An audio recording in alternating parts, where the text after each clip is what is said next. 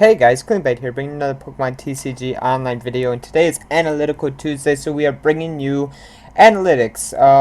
Today we're just going to be looking over a deck and how decks synergize together, stuff like that, and this is just the new Gyarados deck from the new set. It has the ancient trait, blah blah blah blah, full retaliation for the amount of damage that's done to Magikarp. So basically I'm just going to be going into what really makes a deck work, if that makes sense. What key features do you want to focus on, stuff like that. So for this deck, let's say, so here we want to be working on full retaliation, 100%. We want to be using a DCE doing 30 plus 30 more for each damage counter on your bench Magikarp. So of course you run 4 Magikarp. Magikarp, no matter what, has 30 HP, so you know you only can put 2 damage counters down on it. That means you're doing an extra 60 damage per Magikarp with 2 damage counters down on it. Now, the thing is now we had to get the damage counters down on the Magikarp. So we're running the Team Magma secret base. So whenever we place the Pokemon down without Team Magma in their name, they take 2 damage counters on that Pokemon. No matter what the Pokemon is, if it's not Team Magma, they take 2 damage counters. So this means no matter what, if we have our Team Magma secret base and we have a Magikarp, we're always going to instantly put 2 damage counters on it, if that makes sense. So immediately, this can only take 10 more damage before it's knocked out, and we're doing full damage off of one Magikarp for this Gyarados. Of course, the plan is to get multiple Magikarp down, hit higher numbers, stuff like that. But that's just the basic synergy. Now, we know Magikarp is a very frail Pokemon, if that makes sense. And we know it's going to die a lot to bats. Bats kill this deck. So you kind of want to play around it a little bit. So for that, we're running Melodic, Sparkling Ripples. It's from Primal Clash. When you play this card from your hand to evolve one of your Pokemon, you may put a card from your discard pile into your hand. Now, this could be a Team Magma secret base, another Magikarp, another Gyarados, any card you wanted to whenever you evolve it. So this gives really good synergy. If we need a Magikarp, bam, we can get a Magikarp, if that makes sense, because bats are going to be hitting our Magikarp all day long, so we're going to be running it. And what goes with bats? Usually Landorus. So to counter Landorus, at least, we have Mr. Mime. Seeing all of our Magikarps only have 30 HP, but they'll really only be at 10 HP majority of the time. We're using Bench Barrier Mr. Mime to prevent all damage to our bench Pokemon from attacks, and only attacks. So this is key.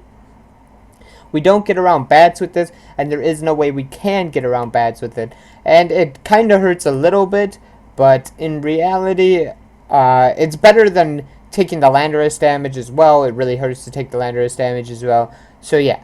Then an extra little synergy is Ditto. Ditto can be placed down, let's say,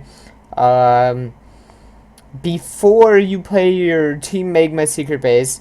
Then you can transform into a Magikarp, and then you can go straight into Gyarados, or you could just leave it as the Magikarp, get one extra card out of your deck, being the Ditto, if that makes sense. So it's no longer in your deck, it's already underneath the Magikarp.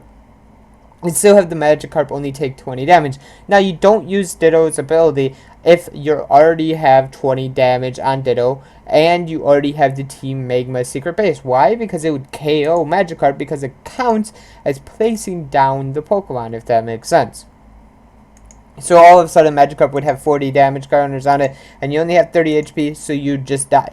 Now, that's just the basic Pokemon lineup. Of course, you're running Jirachi. It just adds consistency to a deck. Plus, it has 90 HP for Level Ball, so Jirachi's kind of better than Shaman in this deck, so we kind of rely on Level Ball more than anything. We don't really run Ultra Ball all that much.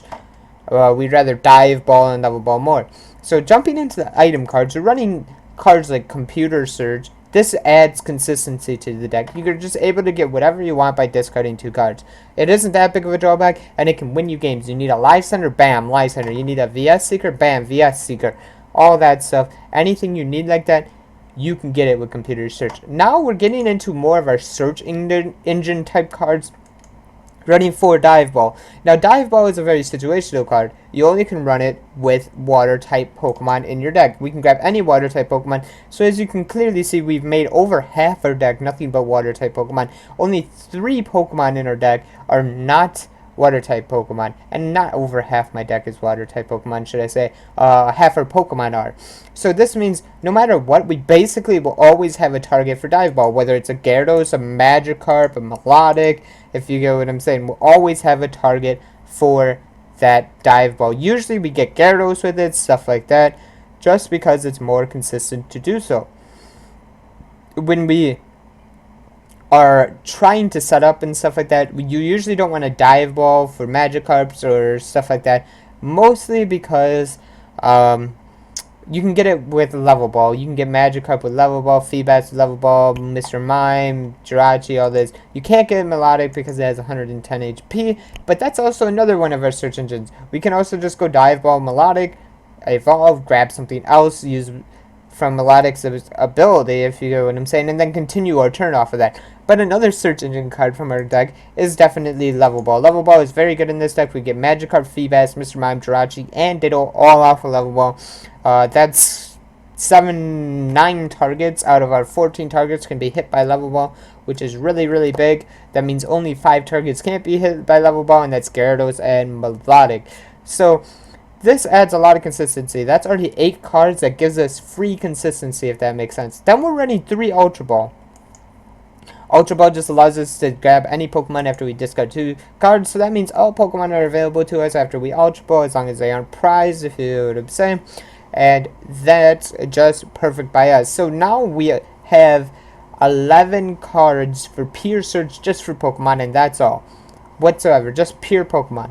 That's really good. That's a lot of cards. You probably won't have this much in normal decks, mostly because we've got Dive Ball, but it adds a lot of search and it adds consistency to the deck, and consistency is where the deck is at, if that makes sense. It's all about the consistency of the deck. Now we're going to go into draw cards. Now we run 2 Trainer's Mail. This is essentially a +0, and what I mean it's a +0, you spend 1 card and you get 1 card. You get a +0, if that makes sense. You look at the top 4 cards of your deck, get whatever card, any trainers, except for Trainer's Mail. So this allows you to get things like VS Seeker, Dive Ball, Ultra Ball, stuff like that. So it could be either draw potential or either Pokemon potential. So this is also really good. That gives us more Pokemon draw potential. We could draw into a Level Ball off of it, stuff like that. But we could also get something not so good. And I apologize for that outside. People were being loud, and it's in the middle of the night, actually, as well. So, but yeah. It just adds consistency to the deck. Now, for more draw power, we're running Chorus. Shuffle your hand into your deck and draw the number of cards equal to the number of bench Pokemon, yours and your opponent. Now this just adds tons of draw power. We keep a lot of things on the bench team. We have Mr. Mime. We have to keep Magikarps down in the bench. Feebases, Melodics, Dittos, Jirachis. We're always basically going to almost always have a full bench. So that means no matter what, Chorus will be a +4. Because we're spending 1 card, drawing 5, if that makes sense. We'll be getting a +4. But if your opponent has more cards on the bench, it can plus even more off of that, if that makes sense. You can plus up to 15 with Skyfield, which is absolutely ridiculous, and it's just pretty obscene. Now, moving on to another really good draw power card is N. Each player shuffles her or his hand into their deck and draw to equal to the number of 5 cards they have remaining. So this means if you have 6 prize cards remaining, you draw 6 cards. If you have 5, you draw 5. And same with your opponent. It goes back and forth. Now this card's a double-edged sword. Later on into the game, N can cripple you, or it could cripple your opponent, if that makes sense. You may have to end for 1 card, or they may end you to 1 card. It's a double-edged sword, and pretty much everybody's going to play it in this format. But the good thing is it's basically a plus no matter what. Usually you're not going to play it unless if you're +8 at least 4 or 5. Your draw will be really, really good, and it's just really consistent. It adds the draw to your deck that you need. Now, Sycamore is our next draw power card. Discard your hand, draw 7 cards. So you have the potential to instantly just +7. And why do I say +7? Is you discard 1 card, but you get a fresh hand of 7. So technically, you played 1 card to get 7 cards. That's just a +7. Technically, it'd be 8 points, if that makes sense. So Sycamore would be 8 points, you minus 1 and it's plus 7. But it could also be worse, you might have to discard 7 cards, which then you're at a minus 1, stuff like that. But being at a minus isn't necessarily bad, if that makes sense. Sometimes you want to get rid of those cards just because you're being slowed down and being clunky, and you just don't want that, if that makes sense. Now this all just adds to survivability. Well, not survivability, more consistency, should I say. It will also add to survivability and make your deck more consistent so you can survive. But to jump into more survivability, seeing I brought the topic up, Sacred Ash is a big part of this deck. Shuffling Pokemon, up to 5 Pokemon from your discard pile back into your deck is absolutely huge. We run 2 of them because people target Magikarp, stuff like that. But it just adds that survivability to your deck. But back onto the situation of draw power. Now, after this, a lot of people won't consider this draw power, but I do in a way. Let's put it this way. I consider VS Seeker draw power. You don't have to get draw power. I thought you could get Lysander and stuff like that, which is more of like game-changing, let's end the game power. But majority of the time, you're going to VS Seeker for Chorus and or Sycamore. And that's why I consider it draw power. And you're usually going to plus off of it. If you're VS Seekering and you aren't plussing off of it, it's still worth it, if that makes sense. Even if you're going minus 2, let's say, cards into your hand, you're losing 2 cards, but you had a great terrible hand, let's say. You had an absolutely terrible hand. You can draw into that great hand of just those 4 cards and be set, if that makes sense. So this is really, really good. Now we're going to get into more damage things here instead of survivability. Now, we run Silver Bangle. It's a choice. It's an item card. It's up to choice whether you run Silver Bangle, Muscle Band. Usually every deck's run some sort of this, if that makes sense. So when it comes down to things like this, I think it's really important that you really think through your options. I chose to run Silver Bangle here because I can make Gyarados hit 150 pretty easily, if that makes sense. We can easily get up to 150, just 2 Magikarps down in the bench that are damage, 150 damage right there. Now, with Silver Bangle, it gives us the extra 30 damage to hit EXs for a perfect KO at 180 HP.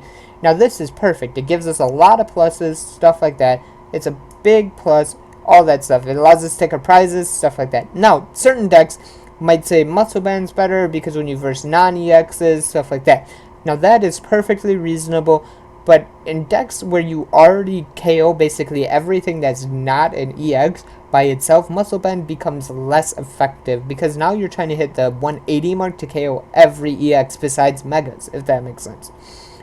Now, when it comes to damage though, there's only one thing that really matters, and that's getting the knockout. We all know that. It's all about getting our prizes, and the best card, one of the best cards, should I say, in the entire game for that is just Lysander. Now this card, I recommend you run 1 in every deck. It really doesn't matter what deck it is, even if it's a stall deck, a lock deck. Lysandering something out on the bench that's useless can still be useful, if that makes sense. To you, that is. They could have a heavy retreat cost, no float stones, and bam! They're stuck up there and they don't know what to do now, and they have to live with it and fight out of this situation, which could be terrible for them. That's why Lysander is so good. Plus, let's say I have a Jirachi down on the bench, and I'm sitting here with my Gyarados active. My opponent has 2 prizes left, and he has a Mega Ray, let's say, and he's just able to KO my Jirachi by doing 120 instead of the 130 to the Gyarados that's needed, okay? And he can just go Lysander, take out the Jirachi, take the EX prizes, bam, done, game. That's how powerful Lysander is. Now, this brings up a lot of controversy. Do you run 1 or 2 Lysander because of how powerful Lysander can actually be? I say it really depends on how aggressive your deck is. Like if you're playing Night March or Turbo Vespiquen or let's just say Mega Rayquaza, something along those really hyper aggressive decks, I say run 2 Lysander. Now in a deck like this Gyarados, we kind of take a little bit to set up a little bit. We probably go behind 1 or 2 prizes early on, but we can make up for it because once Gyarados gets going, it's a really consistent deck and it just destroys things. We know this because of how much setup we actually have to do. We have the Melodics, the Gyaradoses, those Team Magma hitting bases. We know the attack of retaliation. This all takes time to set up, if that makes sense. So this is all things you have to take in account when you're choosing the number of item cards and supporters and stuff when you're playing your deck. Now, of course, the most basic thing to Pokemon is just energies. Energies is what we need to feel the deck, if you get what I'm saying. So we're running 4 DCE, 3 water energy. The water energies really we probably won't ever use Thrash. It's mostly just to benefit a Gyarados that we don't have a DCE for that we can still set up. Now, you could say, why don't you just run the 4 DCE and add 2 Trainer's Mail and an Ultra Ball, let's say, or a Shaman or something. And I'd say, what if you run into Aegislash? Now, this is a thing that you could just say, well, then you just take the loss and you scoop and move on. But that means your deck loses consistency overall, if that makes sense. You know, when you run into Metal and you head to versus Aegislash, you're instantly going to lose, essentially. Which is you don't want to see. You don't want to have to be forced to take the insta losses. Now, you could also say, well, you also lose to Mega Manectric. But that's also a matchup that we can't prevent, if that makes sense. The Pokemon has a weakness, and we can't run like Magnetic Field or something like that to get rid of our weakness. We have to run the Team Magma secret base. We could run weakness policy, sure, but that means you have to find 3 more card slots in the deck for weakness policy plus everything else. So you'd cut these 3 energies for weakness policy, but then you automatically take the loss to Aegislash again. And it's just not worth doing, in my opinion. Now, a lot of people may just be like, well, you gain consistency against Manectric, all this stuff. And personally, it really comes down to player choice, whether or not you want to do that. But in all honesty, I think it's a better play not to run weakness policy. I think it's a weaker card overall. The 3 water energies would just play just fine in your deck and stuff like that. Plus, you can use Melodic's attack if you ever need to. Sometimes it'll win you a game. Who knows? But yeah, that's basically all. I know there's one card we didn't cover in the deck, and that is Switch, and I just feel everybody knows what Switch does, and if you don't have one in your deck, you probably should at least run one, and yeah, that's basically a player tip right there. If you're gonna run a deck, at least run one Switch. You never know when you're gonna get locked into positions that you don't want to be locked into, if that makes sense. So run one Switch, no matter what, in my opinion. So I want to thank you guys so much for watching Analytical Tuesday and going through this long video with me and covering a deck list and stuff like that and how to play decks and make decks, I guess you could say. So yeah, thank you guys so much. If you guys liked the video, hit the thumbs up button down below. If you dislike it, hit the dislike button. Let me know why in the comment section below. And yeah, if you guys have other thoughts, comments, stuff like that, I'm sure I missed a few things in the video. Sure, I didn't explain my logic fully in certain ways, even though I think I did. So yeah, if you guys have any comments, stuff like that, let me know in the comment section below. And if you really, really like the video, go over to my channel, hit that subscribe button. It would mean a lot to me. I think we're almost at 50 subscribers. I'd love to break it. So yeah, thank you guys so much for watching, and we'll see you guys next time. Peace out.